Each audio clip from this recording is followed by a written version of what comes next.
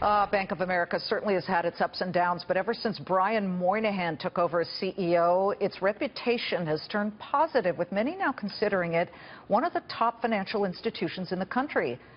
Does that mean a new and improved marketing campaign is on the cusp of happening? Charlie Gasparino with the details. But before we get to that, Maria Bartiromo got this out of Trump, and President Trump, and he said, I don't want to put a deadline on tax reform, whereas 9 weeks ago, as I said, he said 2 to 3 weeks and we'll have it for you. We spoke with Sean Spicer today directly.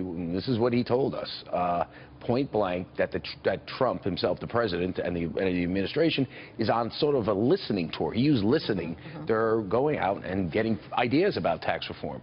So now here's the question you have to ask. I thought they already had a plan. He articulated it during the campaign. It was something along the lines of Steve Moore and Larry Kudlow, the economists, came up with 15% corporate tax rate down from 35%, and taking those 7 brackets of income, personal income taxes, and squeezing them into 3 with lower rates. That apparently is back. That is not the plan, or they're looking back to the drawing board. They're back to the drawing board, and that's not good for the markets, because that means they're going to have to take some more time to do this. And if you don't get it this year, you're going to have an issue. With Dow 21,000 is pricing in, by the way, a very large corporate tax cut. Okay. Speaking of corporations, Bank of America. You know, this is fascinating because, you know, when I was covering the financial crisis, there was no firm that was more in this soup than Bank of America, and it's been a rough sort of, what do we got now, 8 years since 2007 when they bought Countrywide. They had massive legal exposure, tens of billions of dollars that they paid. Here's a couple things we do know. We're getting some sources inside Bank of America. They believe that they've gotten something like 99% of all the legal issues dealt with. There's not going to be many more, much more legal liability stemming back from those financial crisis era lawsuits and issues. And because of that, Moynihan is going to launch, from what we understand, a major marketing campaign. You really don't read much about Bank of America. You see, I see ads about every place. I don't see much about Bank of America. We're going to start seeing that now to emphasize the positive. It has come back. If we see a longer-term chart, you can see how well it's done. And Buffett has been an investor. He's rode that train. And it just shows you how smart Buffett was. Now, Buffett bought them, became an investor, I believe it was when I first got here, 2010.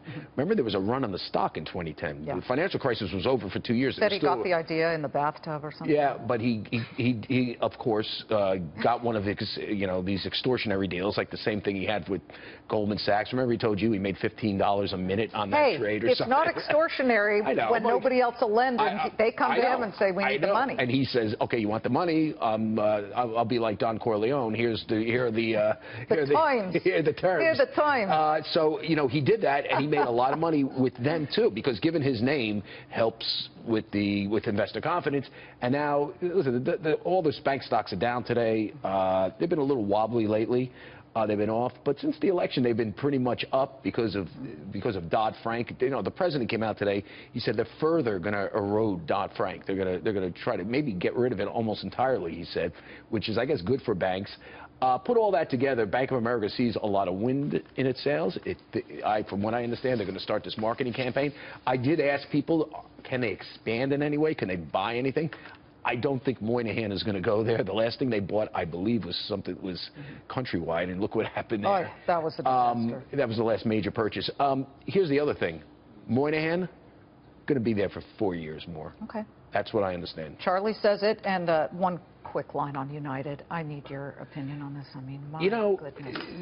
They are... Because the breaking news, in case you missed it, is that Oscar Munoz, the CEO, now, days after this incident, and the pile-on and the backlash, is apologizing. Yeah, I mean, you know, it's such bad PR to, number one, beat the hell out of a passenger, unless the guy... When they had a ticket. At least the guy, was the guy fighting back? I mean, I don't know. Quote, belligerent, but that's verbal. By the way, belligerent is like something that you can...